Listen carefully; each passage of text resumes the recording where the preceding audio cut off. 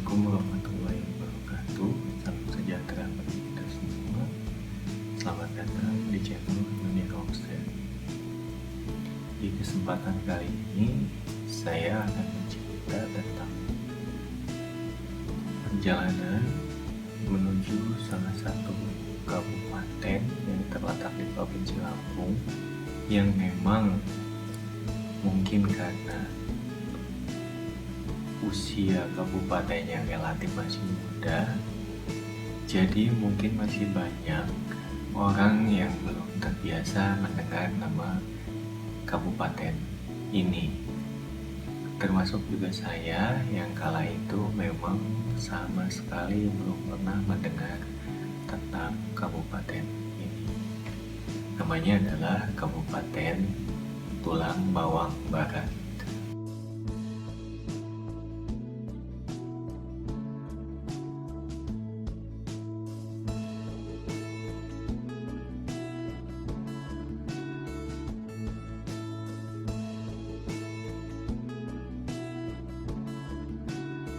Sekilas tentang Kabupaten Tulang Bawang Barat ini.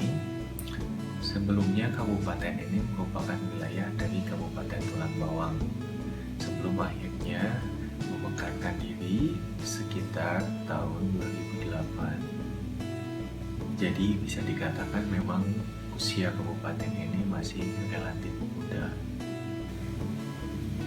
Oleh karena itu, melalui cerita ini, selain sebagai dokumentasi pribadi, mudah-mudahan cerita kali ini juga bisa memberikan informasi lebih mengenai Kabupaten Tulang Bawang Barat, yang memang jika kita mencari literasi tentang kabupaten ini masih cenderung minim untuk mendapatkannya ya.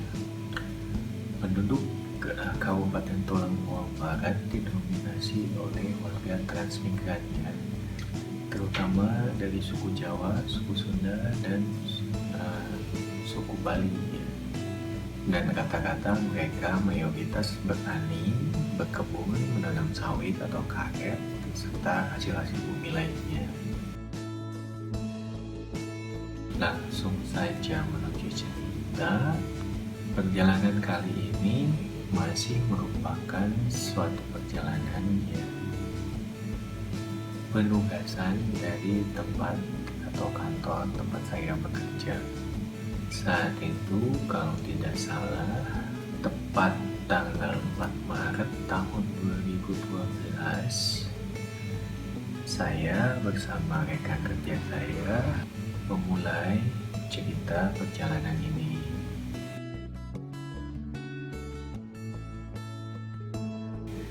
Saat itu seperti biasa, karena ini merupakan suatu penugasan, saya berangkat dari kantor ya di Bilangan, Jakarta Selatan. Saat itu kami bertiga ya melakukan perjalanan ini, berangkat sekitar sehabis zuhur ya. Kami langsung menyusuri jalanan ibu kota, masuk ke dalam jalan tol arah Merak yang nantinya akan membawa kami menuju ke Pelabuhan Merak.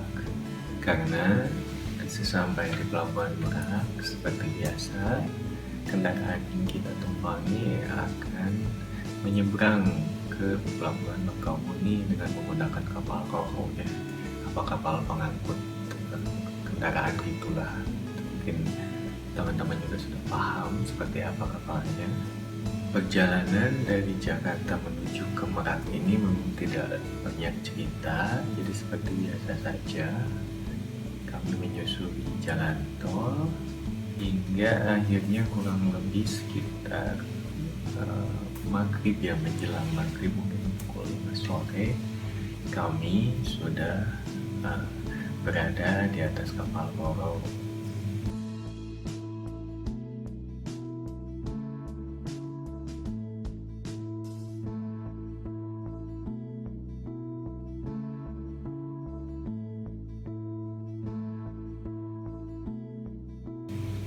Kemudian menyeberang menuju Bakauheni, dan kalau tidak salah Sampai di Bandar Lampung itu sekitar pukul 10 malam. Dan saat itu kami langsung menuju ke salah satu hotel ya yang sudah disediakan sebelumnya oleh rekan kami yang ada di cabang. Dan kebetulan hotel tersebut memiliki kolam renang ya. Di kala itu sesampai di hotel di penginapan, saya memutuskan untuk berenang di malam hari ya, karena kebetulan hotel itu juga mengizinkan pengunjung untuk berenang di malam hari. Misi kami kali ini masih sama ya, hanya saja di perjalanan kali ini saya pribadi sifatnya hanya mendampingi saja ya rekan kerja saya, tidak terlalu dominan karena untuk penugasan kali ini teman saya sendiri yang merupakan tanggung jawab di Provinsi Lampung tersebut. Singkat cerita, keesokan harinya saya langsung berkoordinasi dengan rekan-rekan kami yang ada di cabang Lampung karena rencananya kami akan melakukan roadshow ke 4 kota atau kabupaten yang ada di Provinsi Lampung. Setelah semuanya sepakat, akhirnya Kabupaten Tulang Bawang Barat menjadi tujuan pertama kami dalam rangkaian roadshow tersebut. Jujur saja kala itu saya sendiri baru mendengar ya nama dari kabupaten ini, memang terdengar cukup asing. Jadi perjalanan ini merupakan perjalanan pertama menginjakkan kaki di Kabupaten Tulang Bawang Barat. Kami memulai perjalanan dari Bandar Lampung sendiri kurang lebih sekitar pada duhur juga, sekitar jam 1 lah selepas makan siang kami berangkat. Dan saat itu saya juga kurang paham kami melewati jalanan mana, tapi yang pasti dari mulai menyusuri jalan beraspal hingga melewati jalanan yang sepi, di mana di kanan kirinya adalah melewati gugusan pohon karet, perkebunan sawit, serta berbagai medan lainnya.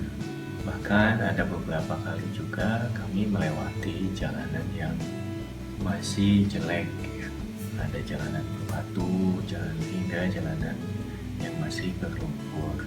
Perjalanan dari Bandar Lampung menuju Tulang Bawang Barat sendiri memakan waktu kurang lebih 4 jam ya kalau tidak salah.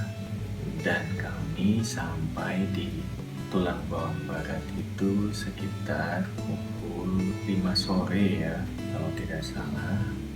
Dan kami langsung menuju ke salah satu wisma, mungkin ya, bukan hotel, wisma lah, mungkin hotel-hotel melati, wisma di daerah Tumi Jajar ya. Karena memang rencananya pekerjaan kami yang saat itu bertujuan untuk mengadakan bimbingan teknis ya kepada aparatur kecamatan yang ada di Kabupaten Tulang Bawang Barat, di mana tempat atau aula yang kami sewa itu memang di wisma tersebut.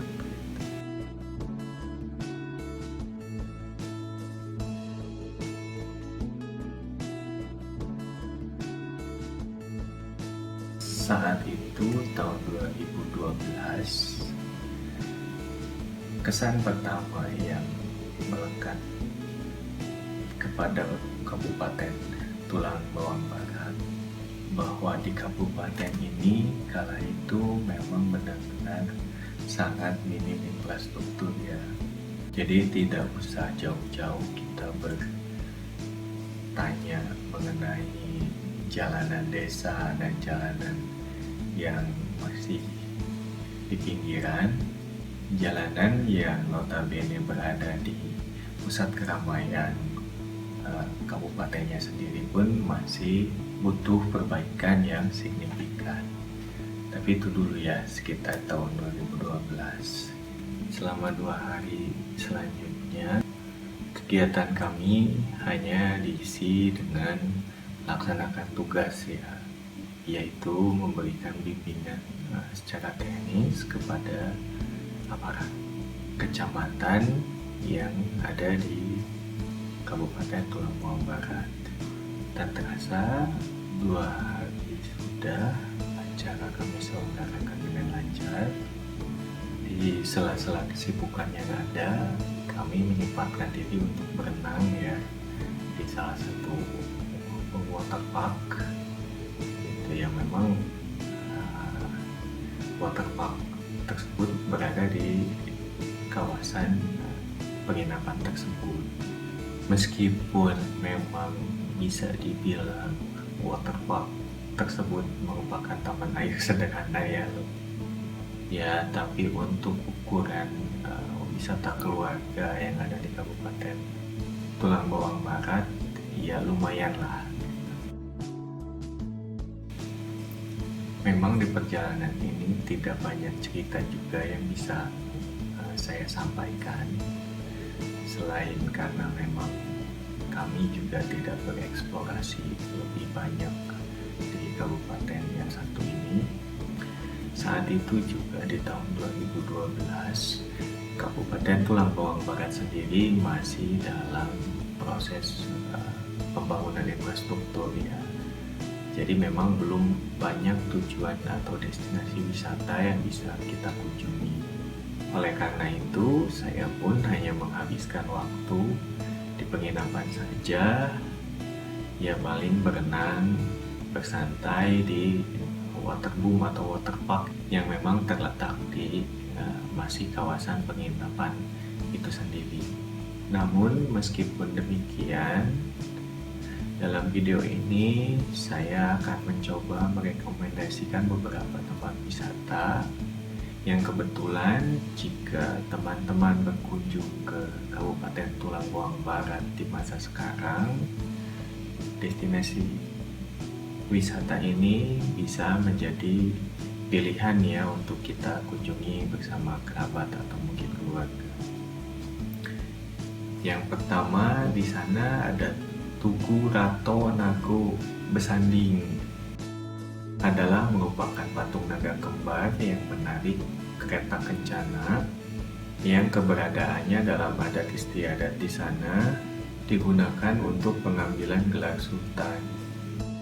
Naga kembar tersebut melambangkan keberanian dan memang melambangkan salah satu adat yang ada di Tulang Bawang Barat sendiri, yaitu adat Begawi.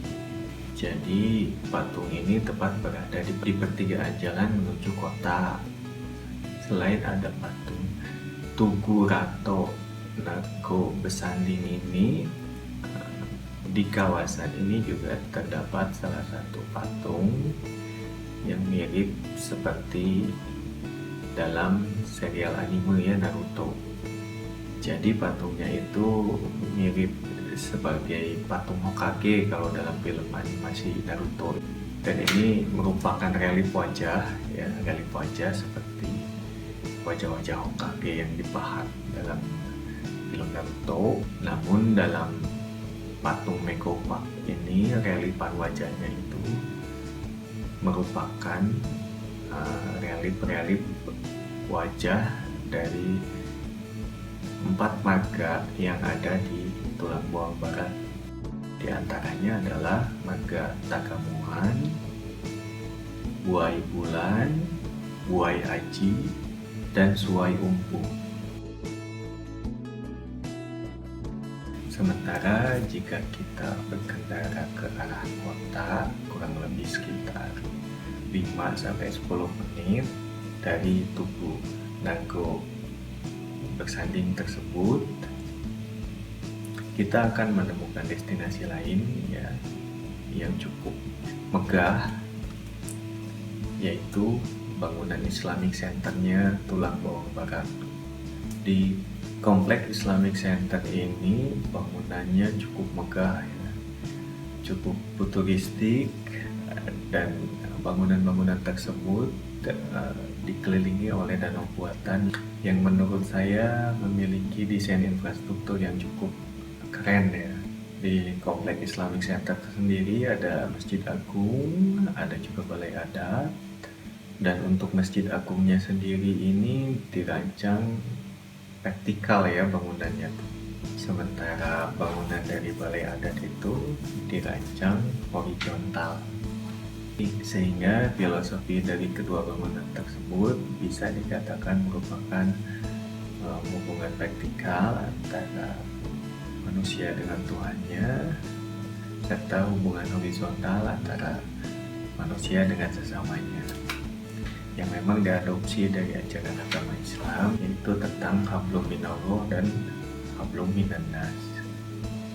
Dan uniknya dari masjid ini, masjid itu tidak memiliki kubah ya, seperti lazimnya kebanyakan masjid yang kita temui. Masjid tersebut malah seperti terlihat bangunan-bangunan gedung yang ada di SCBD ya, di kawasan Jakarta kalau menurut saya.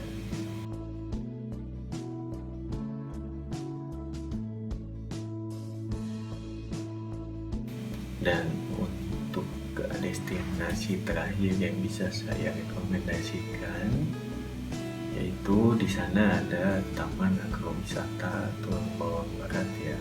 Jadi merupakan taman agrowisata yang memang ditujukan untuk pengembangan sekaligus pusat penelitian budidaya tanaman buah unggul. Di dalam area ini kita bisa melihat berbagai jenis tanaman buah dari berbagai macam jenis serta varietasnya. Jadi memang kawasan wisata ini lebih bersifat kawasan wisata edukasi ya. Makanya tak heran ketika kita berkunjung ke sana pasti banyak rombongan mahasiswa, pelajar yang melakukan kunjungan ke sana.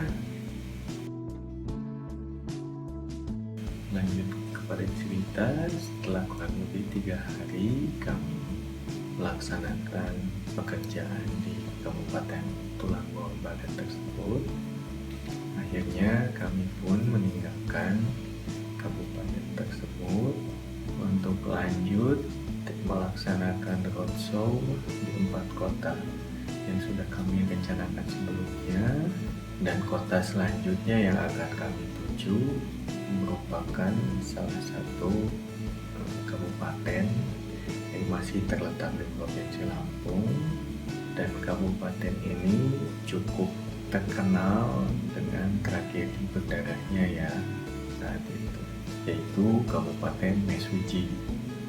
Penasaran dengan ceritanya seperti apa? Untuk perjalanan kami di Kabupaten Mesuji akan saya ceritakan di video atau episode selanjutnya. Mungkin itu saja untuk kesempatan kali ini. Mohon maaf atas kekurangannya, dan mohon maaf juga apabila ada salah-salah kata. Mudah-mudahan semua itu tidak mengurangi dari niat saya untuk selalu berbagi cerita kepada teman-teman semua, kepada siapapun yang menyaksikan video ini. Jadi sekali lagi, selain sebagai memoir pribadi bagi diri saya sendiri, mudah-mudahan cerita-cerita perjalanan yang terdapat dalam konten Johnny Roxen ini bisa bermanfaat juga bagi siapapun yang menyaksikannya. Akhir kata, Assalamualaikum warahmatullahi wabarakatuh. Sampai jumpa lagi di cerita selanjutnya.